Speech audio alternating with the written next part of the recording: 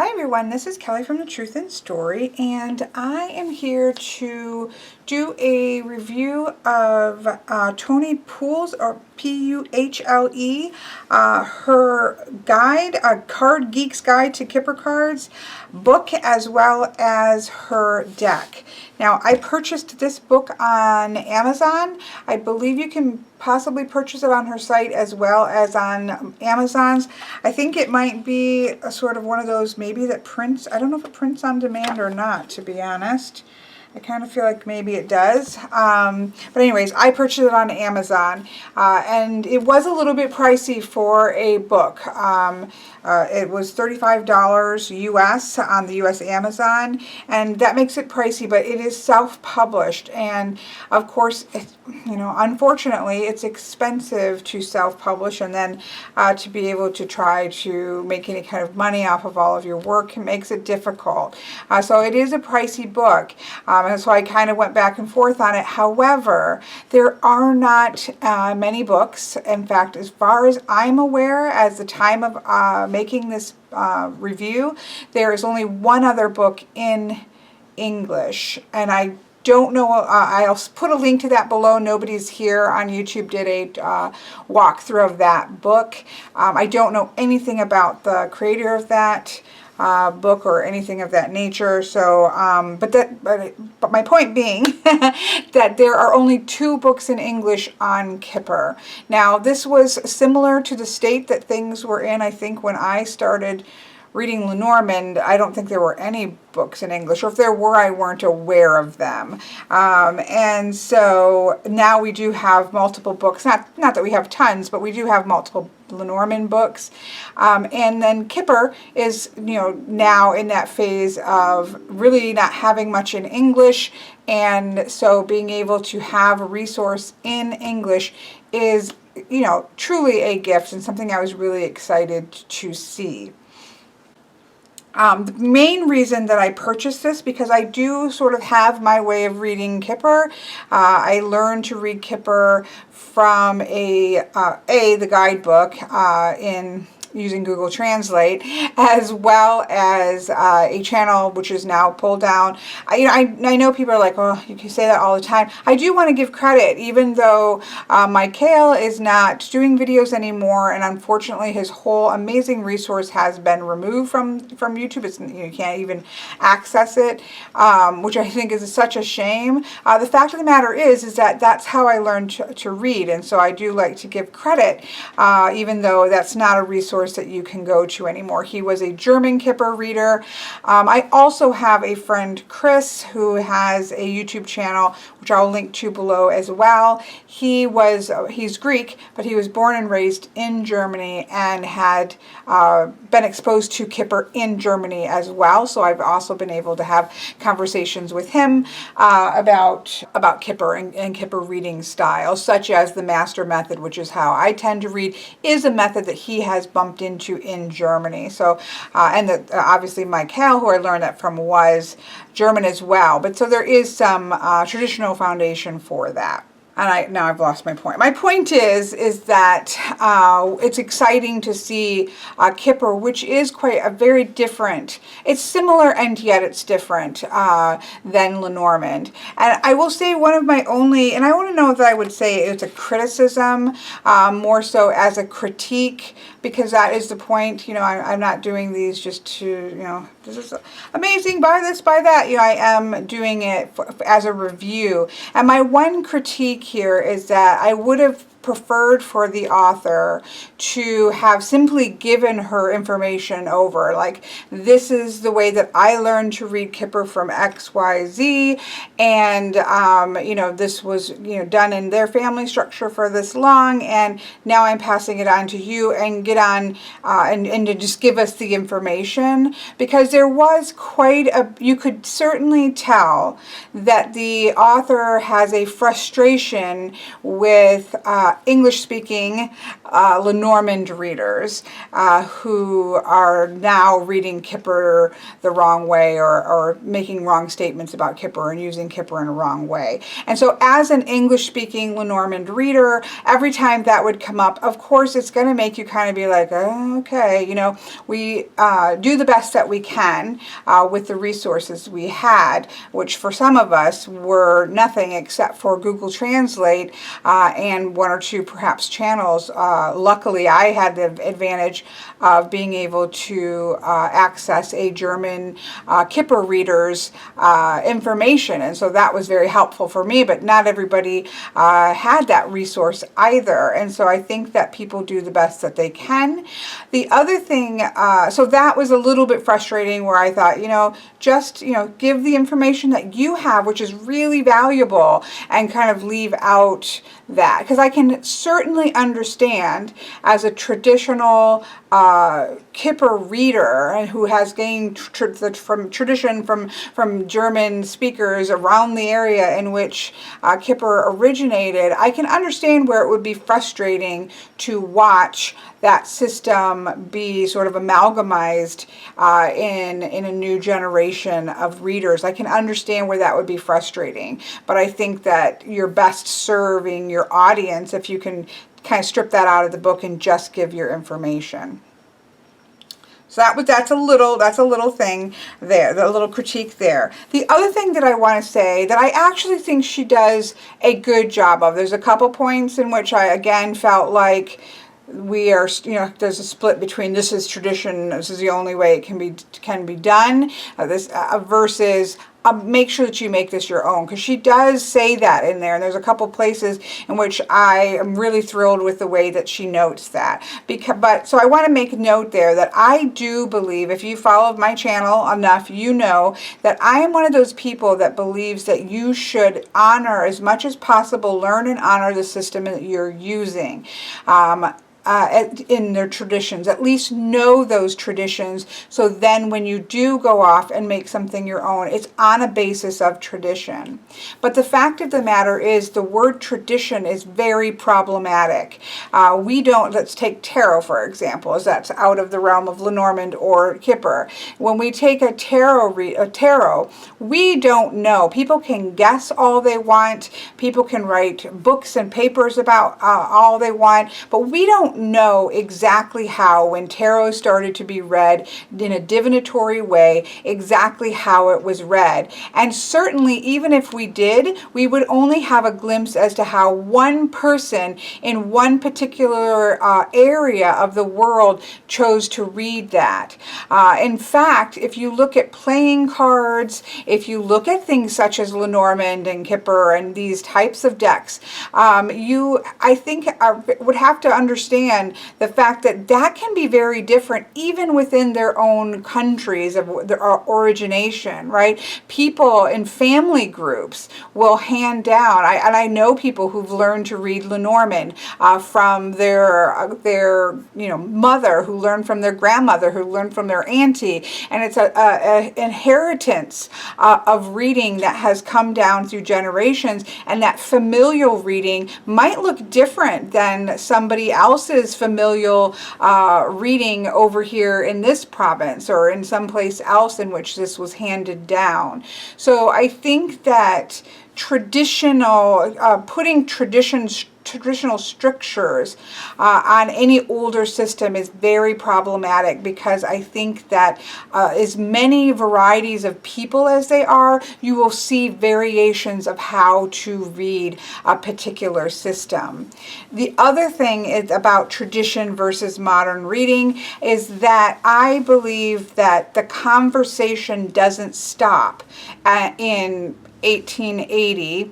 I think for Kipper it would be 1880. In Lenormand it was 1790 when the first game deck came out. The conversation about that card, those deck of cards and how to read them, doesn't stop and say, okay, well, these are the original rules, we are stuck here. The conversation will never continue to grow, because I think that's a really fast way of killing off a tradition. And I say this about many things. This came up a lot in religious texts text, if you think about religious texts, if we stop the conversation about religious texts back in the moment in which they were written, they aren't going to survive as well or be as relevant in the modern time if that conversation doesn't continue to grow and bloom and shift and change.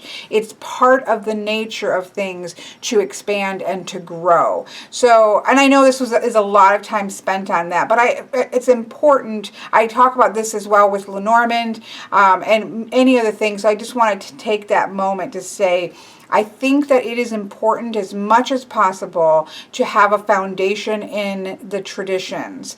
But that doesn't say that, there wasn't various traditions going on from then until now. And so finding that and to nail down one way is saying that's the only way, I think is very problematic. And the other thing is that I think it's important for these things to grow and shift and change. And that while that can be frustrating, I'm sure for somebody who learned it one way, I think that we still have to allow for those shifts and that change, and that movement and that conversation around the cards, because as long as it's working for the person who is trying to get messages, that's what the important thing is.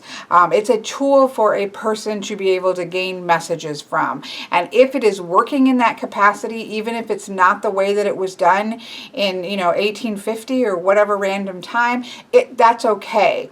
And I think that's so I'm going to stop there. But I think that's an important conversation, not just about Kipper, but about any kind of these. Almost all of the systems that we're using are old systems, and almost all of them there can be arguments about traditions versus using them in a modern context. There are things that have to be discussed, such as there being this dichotomy of man and woman in Lenormand and Kipper and Sibylla type cards, whereas in a modern setting, there are different dichotomies of couples and of what families look like and all these types of things. So there have been cultural shifts and changes, and that is going to naturally impact traditional cards in the way that they're read, and that's okay. Even as at the same time, I'm a person who always wants to, as much as possible, know and understand and incorporate tradition. So that's that. The only other thing that I would say about this book that I would say is a critique is that I can't, it's the size of the cards in the images. And I don't know if that's something in another edition that can be addressed. I think I heard Tom Benjamin, who also has a review on this, which I will put a link to below. I think he also mentions this because the cards that are used is her deck, not a traditional deck that I might recognize all of the images. And because, let's be honest, I have bad eyesight even with glasses. I really had to spend a good chunk of time some of them were obvious, but some of them were not. And so I literally had to kind of go back and forth between the images and trying to line up what all of these cards were, and you can see that I went through and wrote the numbers down on them so that I could go back and reference them quicker. So that would be the only other critique that I would have, is that I think that these images need to be larger, or the name, typed. I think they just need to be larger, to be honest. And I know, we're trying to compact. Trust me, I've done a guidebook. You're trying to compact things in so that it fits on the page well. But I do find these illustrations to be too small, or even just putting the number in a larger would have worked for me. So I would at least be able to quickly go to see what the number is, or because it's Kipper, I might already know what the number references. So that's the only other critique that I would have. I think that this book is really well laid out. She gives us some history that's really interesting. I think it's kind of ironic and funny that some of the same, we have Lenormand over here where, she gets, the deck gets lined up with Mademoiselle Lenormand, right? Who was a famous fortune teller who probably never, I think we can safely say, did not use Lenormand cards. But as a marketing ploy, her name got connected with it. And to this day, even though we know it's not true, we tend to still call it Lenormand instead of Game of Hope would probably be a better name for it. the Kipper history has similar history with Frau Kipper, and that same sort of, there's not really anything entirely sure about whether this is the myth of the system, or if this is reality, or, as is most likely the truth, somewhere in between.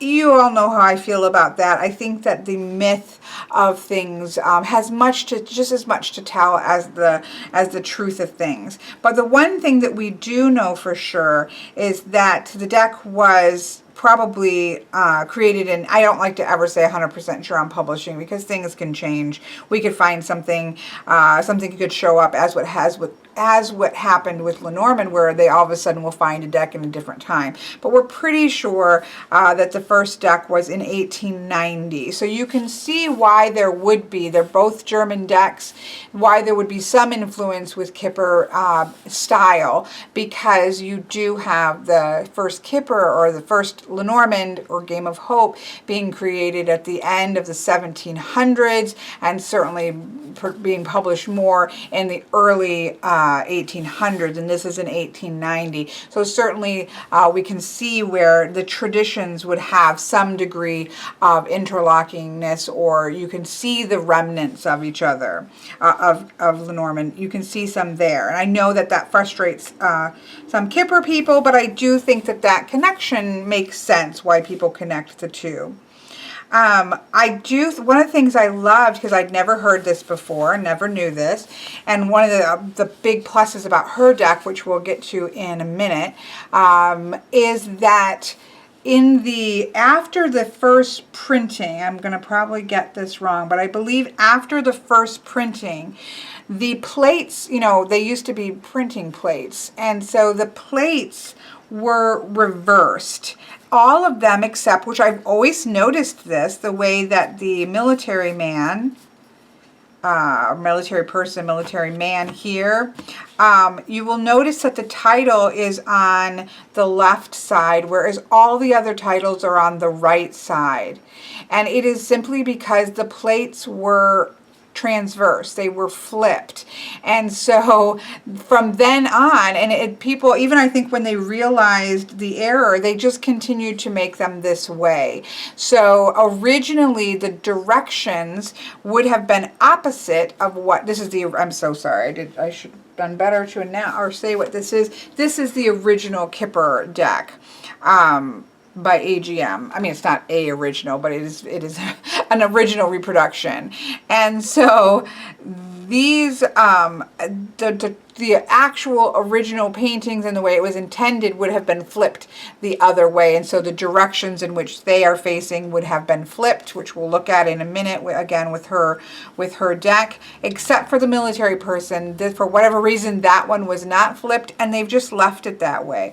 I love that kind of thing, and it doesn't really change it. Obviously it changes the direction, but as long as, and she makes note of this a couple times in here, which I think is fantastic, is that you go, and the fact of the matter is the more cards that come out, the less that those directions will stay in place, the more modern decks, and Kipper is, I think, problematic, because I do have a Kipper deck, which is the Mystical Kipper, which I do actually like in some ways, but I don't think it's very useful for when you're doing directions. It's got some problems in it directionally. You'll see that as well in Lenormand decks, where every deck you get, the writer might be going in a different direction. The book may or may not be open or closed, or the binding to this side or the binding to that side. And I don't think it's as much of a problem in Lenormand, other than that some people do read directionally, and that can really throw things off. But in Kipper, I think it can become, especially if you start just mixing them all about, that can cause problems in the way that you read. But she does, in terms of them just being all switched one way, at least it's just a full switching, you just follow the direction of the cards that you have, and it's not going to change. You're still going to get a message, but it's really fascinating that happened, and I love those kind of historical tidbits. So she was, I don't know that she necessarily even realized that until she was given an actual original deck, not a reproduction, but an original of the deck that before it was switched. And so she had in her possession that, which was amazing. And so when she created her deck, she created it with the correct directionality. So that's a really exciting thing to find out and to see in terms of those kind of tidbits of printing. So yeah, so that's exciting and very interesting. I'm not going to go into like everything that she's talking about here in her book, because she has a YouTube channel, which I will link to below. And she, obviously, and she goes through this whole directional process. There's a series of videos that she has made that very clearly lines out what for me is the most exciting aspect of this book. Is it lines out the types of directional cards. So for example, there are start cards. These are what starts a line or a sentence in Kipper. There are stop cards that are like periods that end it. So you would read between a start and a stop card, so to speak. We also have movement cards, which again shows where the reading is going to flow to. You have cards that are considered connector cards that connect the cards on either side. And then you have cause and effect cards. And so that to me is a real gem here, and why I purchased this deck or this book, because she very clearly lines those things out. And again, she's got videos lining out what those are. And so I don't want to take away from, this is her thing, so I don't want to obviously go through it step by step when she could be, she's already done that. She also then, of course, goes through each one of the cards and gives you all kinds of information, as you would expect in a book, whether it's auspicious or inauspicious, what the traditional is there, some bigger information, lots of things that you can then be able to get to know the cards really well. So she has all of that. And then again, the other part I think the gem of this is, she goes into really great diagrams in how to read this and taking account and how to label. So she has, I love this part here where she kind of goes through, lays the cards out and then goes through labeling where are the connector cards, because then you can look on either side and see what are they connecting. Where is the movement? So if the card is moving in this direction, you're going to look to that card. Where are the stop cards? Where are the cause effect cards? And start to piece out and pair out a grand tableau with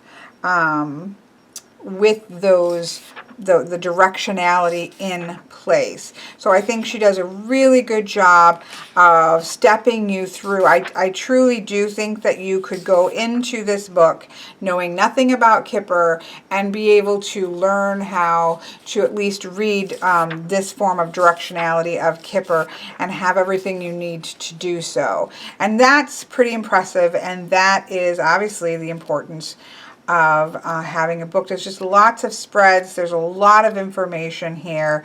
I love this ground floor that she talks about. And then she uses quotes, and so she goes in and talks about the quotes that she uses here. This is the book. Again, I'm really impressed with it. I think that it's really well worth the money if you're interested in Kipper. And again, if you're an English-speaking person, this to me is a little bit of a no-brainer because we have very little resources.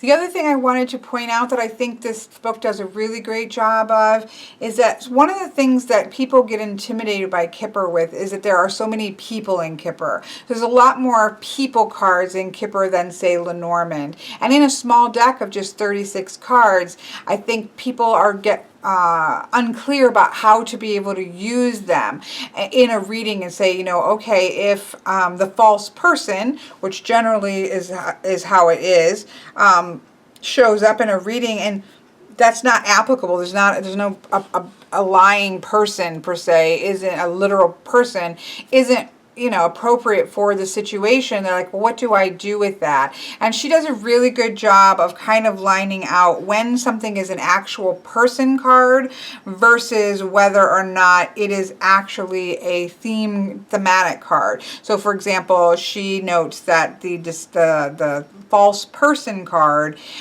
isn't usually traditionally it's not a false person, literally, but it is about the understanding of dishonesty. So in her deck, she actually changes the names of the title, at least of this one, to dishonesty. So she does a really good job kind of talking through all of the people cards so that you can get an understanding of how those might be read, even when they aren't necessarily an exact person. So let's stop there. So my point being, in terms of the book, well worth the money. I would make those pictures larger, and I would probably, just as an author, I would probably just remove the commentary on, in particular, English-speaking Lenormand readers, and just kind of stick to what you're doing, what you're trying to get across, because that's the important thing, and that she does very, very well. So that's the book itself, which again I purchased with my own money.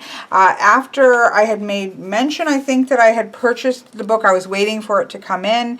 The creator had contacted me. Tony had emailed me to see whether or not, that she was glad I was going to be doing a review of the book, and could she send me her deck to be able to then do a review of the deck as well. And I had not purchased her deck because I'm not a huge fan of modern style decks. It's just not anything, I don't have anything against them, it's just not my general preference. And I thought I'd wait until I got the book, because I'd be able to see the images and decide whether it was a deck that I would get or not. So she went ahead and sent me this, the book I purchased, the deck she sent me. It came with just a little quick rundown of how you might read these cards, which is really nice if you don't have the book. Again, with Lenormand or Kipper or Sibylla type things, having these quick, clear keyword type things can be very helpful. And oftentimes, other than getting into advanced reading, these can really get you started, right? So there's not much here, but it gets you started. Of course, she's written a book on it. She's gonna, want you to purchase the book. That would be kind of the point. So I thought that was nice that she included that in case you weren't going to get her book. But I think, the point would be to get her book. It did come with an extra card that is her as the Card Geek, and sort of her, if you want to go to her website, it's www.thecardgeek.co.uk, and has her, her information on it. So that was pretty cool. And I think she had something in a Kickstarter where at a certain level of the Kickstarter, you could have yourself painted as the number 0, I think. There was something with that with the Kickstarter, but that's pretty cool there. Goes into, I have a pile of art cards that I keep by the side of my table, and that's where that goes. This is, of course, I'm just keeping out for the original Kipper as we have it, as most people have it. This comes in a tuck box, and so let's go ahead and pull these out. I have to say, I think these are probably one of my favorite backings. I mean, look at that. I just love the back. It's like a mosaic, and it's a mosaic of Great Hope, Great Water, which is one of my favorite cards in the deck. I think it's a beautiful, beautiful card. And so it's like taken that image and put it into a mosaic, and I love it. Because this kind of sums up the ending of Kipper, and then so to have that on the back, I think is fantastic. So I love, love, love the back. Card wise, it's nice. It's got a little bit of a linen-y feel. It's got a nice feel to it, so I do like it. So right away, let me zoom in here. Right away, you can see how the man card, they are on opposite directions. You can also see that the titles there are in the same on the left, just like with the military person, because again, this is based on the first printing of Kipper and uses the correct directions. And she does state a couple times in the book, if you're using this deck, or you're using any other Kipper deck that has the directions uniformly placed, usually in this directionality here, you know, go with the direction. If he's looking that way, then you're going to, in Kipper, you're going to read the future as in the direction in which he's facing. If you're using this deck, you're going to use in the direction in which he is facing. And so don't stress out over it like saying, oh, I can never use these cards. No, you can use the cards, just keep in mind to follow the directions there. It's really not that big of a problem. It's very interesting, and it's cool to have a modern deck because there aren't any, right, that follow that original directionality. So that's one really cool thing about using this deck. So you can see in terms of art style, it's sort of that illustrative, kind of a modern illustrative look to the paintings, and the clothing and things of that nature. Just has that feeling of sort of a modern illustrative style. Really beautiful. Here we have the woman with, and I'm not going to go through all of these because obviously, well, I guess you can see they're going to be facing each other. I do love her blue hair at the bottom. Again, very young, very trendy, illustrative style. But of course now these are facing each other as they need to be because everything has been reversed properly. So I think it looks really sharp.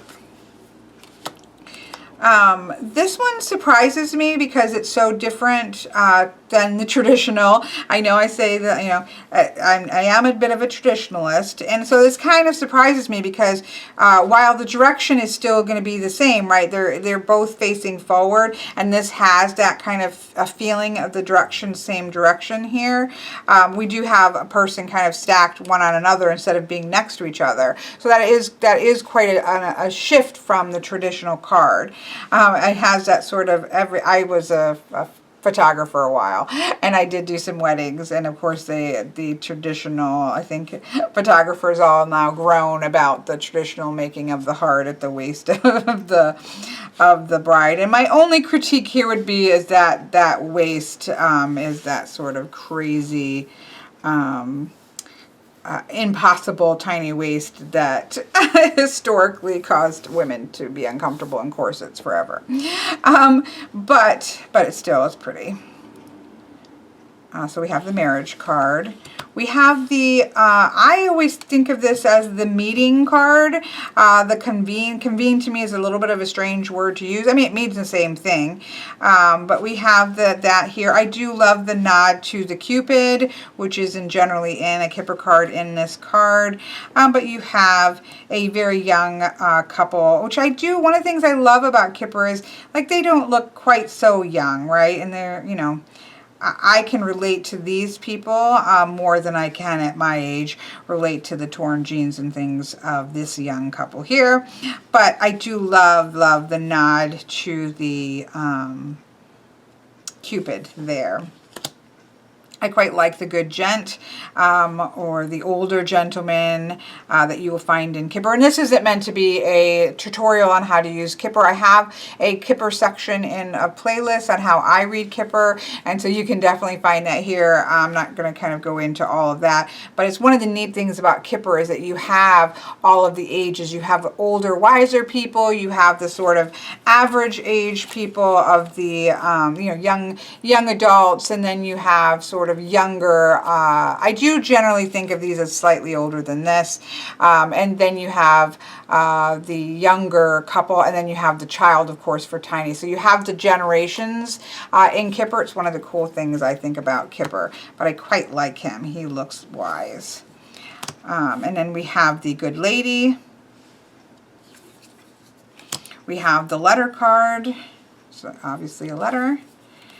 We have the false person, which again, she is renamed to dishonesty to highlight the fact that it's not necessarily, not usually a person exactly, unless some other cards around it would suggest that, but that there is some dishonesty that is going on there. And so we do still have a female figure as we do in the traditional one. We have the change card, or as she's called this, the change, or, you know, she's got the idea of moving. Obviously, again, directionals have changed. Instead of here, we're going this way, again, because of the flop. But, again, if you have a deck, you just follow the directions of your deck. And then same thing here, we have sort of the journey card that's going off in this direction, and here it's going off in this direction. I do like this card a lot. Here we have the win lots of money, this kind of unexpected money here that we have with number 11. We have the rich girl, that person who has everything that they need here. And then the rich gentlemen are often a businessman. I could have seen this person more in a suit coat or something, and just in the terms of the way that I tend to read him. I would have seen him more like in a suit coat, but he does have some snazzy shoes on there, so I do like that. We have the sad news here.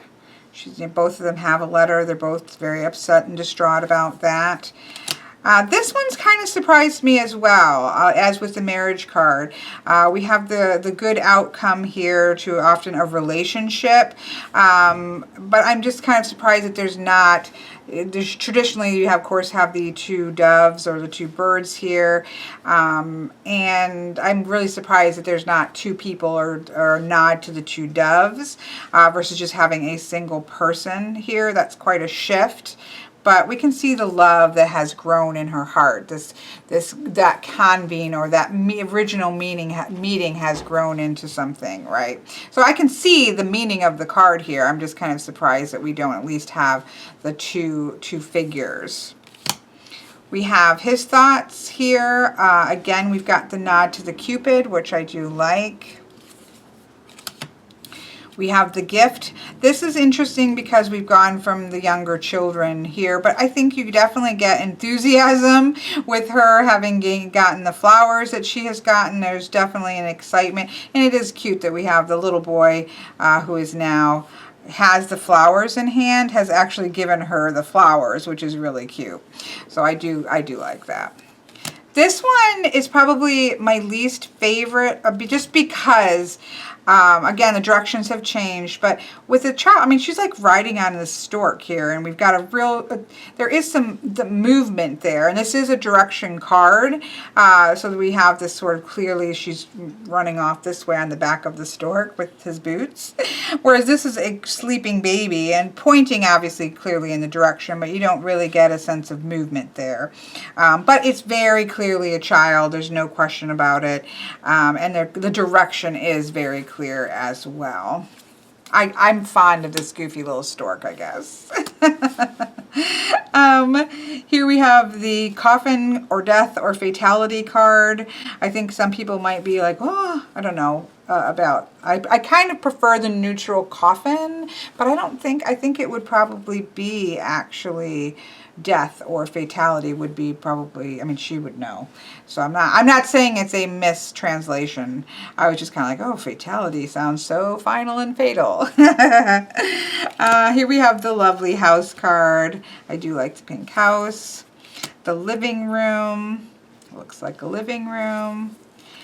The military, this would probably be, actually, I'm going to say that, take that back. This is probably my least favorite because I just think the whole thing is so modern feeling, and then all of a sudden we have a knight in shining armor who looks like he's getting ready to go to the Renaissance fair in context of this, right? So I think it could have been an actual military person and how they dress in modern times. You know, somebody dressed in camouflage, I think would have really gone with the rest of the deck really well.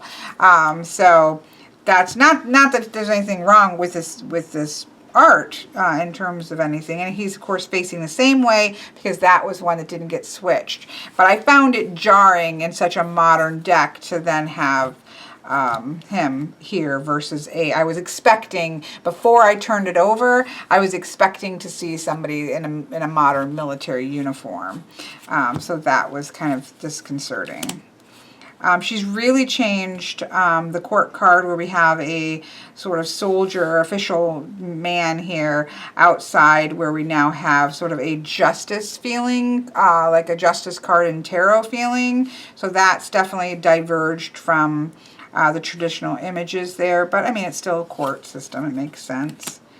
We have the theft. I do really love this little guy who is You know, he's stolen his money and he's sneaking out. She doesn't look like she's getting ready to sneak away, because the theft card is quite directional. You know, where he's taken from here, and he's, you know, kind of giving that, or going in this direct, taking the money over here. So you can kind of see what's been taken away from, and what has that benefited, or where has that gone to, and what can you get back maybe from that. Where she doesn't look like she's really going anywhere. She's facing that direction. And I like that you can still very clearly see she's probably taken it and she's come around the corner here and is hiding. So you still can use the same connotations. I'm fond of this little guy here. The high honors, you have that movement forward. You do kind of seem like you're going back to maybe the bride here with the outfit. I love there to be the two houses, the lowly house moving to the higher house. I love that there are steps here, because you definitely get that sense of you're going upwards, because that's important. But I even love, you know, the deck that I use the most is Chair Marchetti's Fin de Sickle, and that has the, you know, 31 or whatever number that is, 71 gun salute that's going on.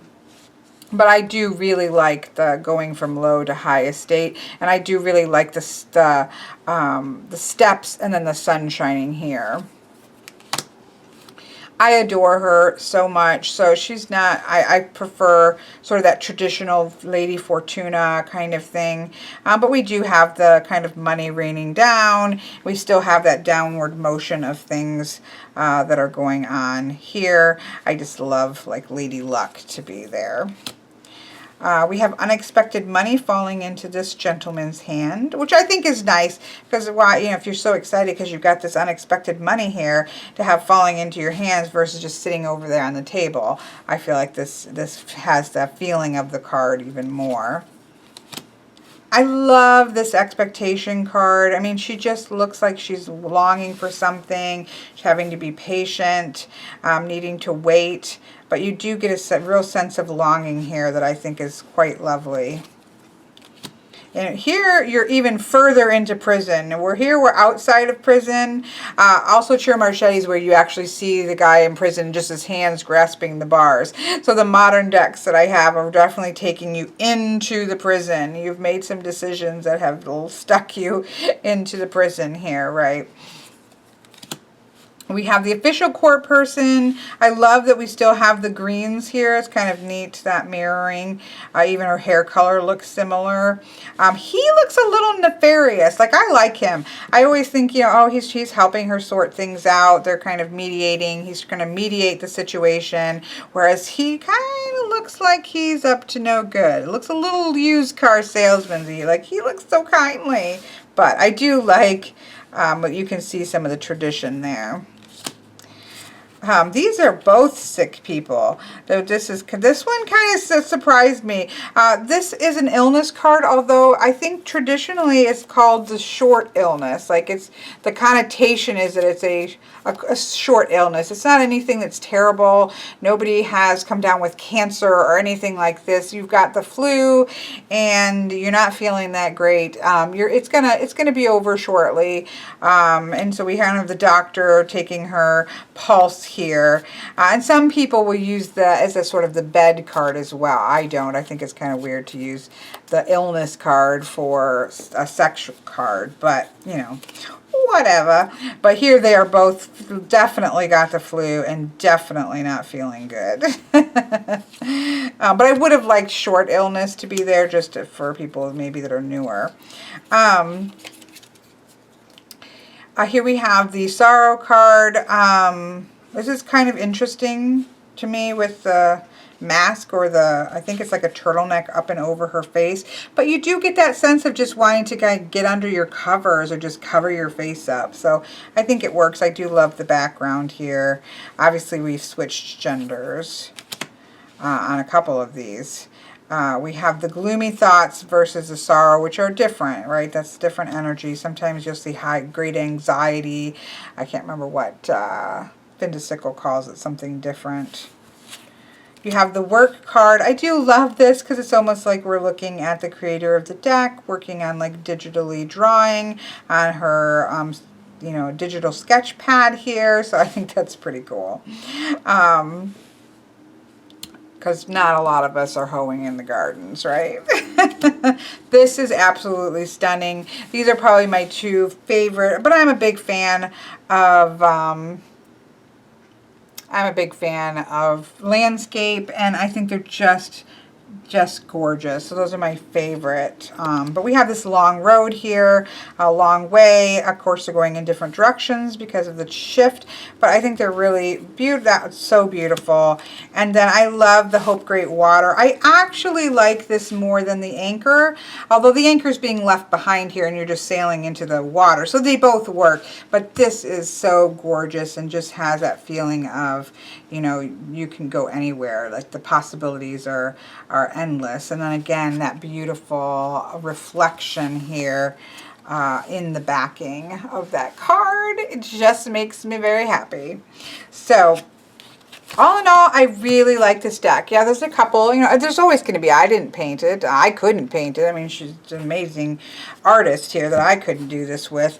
And so how we see things, cards in particular, are very, you know, that's a very personal thing, which is why, you know, if you want it done your way, you have to do it your own self, right? You can't really complain when somebody doesn't do it exactly the way you want it. They shuffle really nice. I like the cardstock on this a lot. Yeah, I like the cardstock.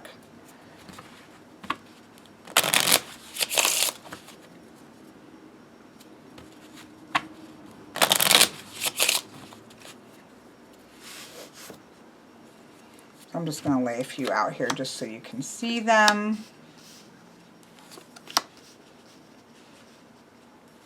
I do like these thin borders too that just have, not the white borders necessarily, but they have sort of an inner colored border that kind of works with the card itself. And so I do like that. But it's really got a beautiful color palette. I really love the color palette of it. It has, again, that very illustrative feel to it, and that carries through, I think, really well throughout the whole deck. That style remains still, you know, you can just really see that there, and it remains consistent through the whole deck. I really like the color palette. I love the pop of purple there, and I think even the Good Lady also is wearing purple, and so I do quite, I like some of those things that I think pull, unify the color. It's just nice. It's really well done, modern rendition of the Kipper with some changes. I think, you know, she definitely has made some shifts to some of the traditional structure of the cards, and yet it also gives an opportunity for people who love Kipper to be able to follow the original directions, which is a real treat, right? If that's something that you're really excited about, that's a treat. I'm going to just lay it real quick, lay it out how I read Kipper.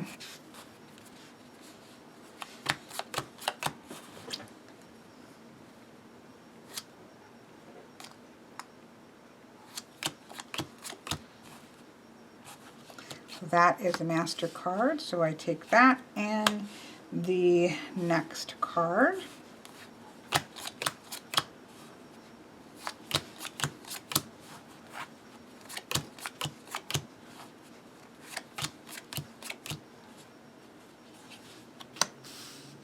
People always like to see marriage come up next to winning lots of money, although somebody is going to be taking some of that away, which is not so great. His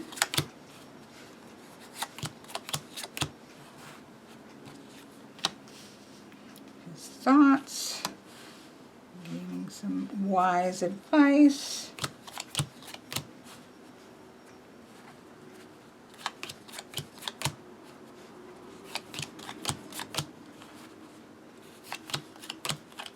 Last one we have here, which is not a master card, so then you turn the cards over, and again, I have videos on how I read Kipper with this master method here. So I'm not really going over that. I'm just laying this out so that so I can personally see this because I haven't shuffled the cards, because obviously I wanted to do this walkthrough first. And then we don't have that. So then these are the cards that I would work with then. And you can apply all of the things that she teaches in her book in terms of directions.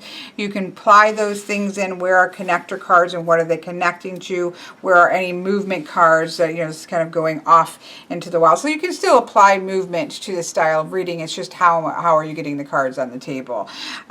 So again, I really like how they look together. I do think they, again, have a fresh, clean, modern look to them. And I'm really looking forward to actually using the cards in readings, because surprisingly, this master method type of Kipper reading is one that people really like. It's one that does sell in my shop quite well, and so being able to have a fresh and modern deck to use it with, as well as to have the traditional directions, is going to be a lot of fun. And I do sometimes do grand tableaus, and I'm going to definitely work with her book, so I will try to come back at a later time with all of her stop cards, and you know, most of them make sense and they're kind of used that way, but it is a very specific system of following and finding the little storylines throughout the grand tableau that is really fantastic. And so that's something that I think is well worth checking out, because I really like how she talks about finding those. I'm trying to find, this is a good example of it,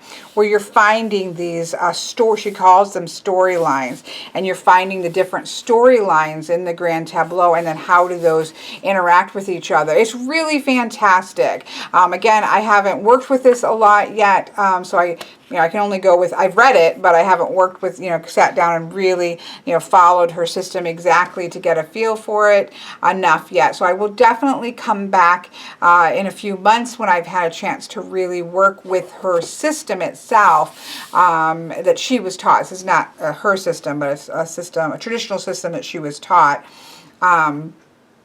And come back and give you an update on that. But again, check in the description box. I will have her website here because she does have some videos breaking all of this down. So you can kind of get a feel for whether that is something that you would be interested in knowing more enough about in order to purchase the book. But I'm really glad that we have this resource. It's great to have, see Kipper starting to get that attention and kind of pulling it forward. So I'm happy to see that. So there we go. That is a look at the Card Geek's Guide to Kipper cards, as well as her deck that she's created that I just can't stop oohing and gooing over the backing. I just absolutely love it.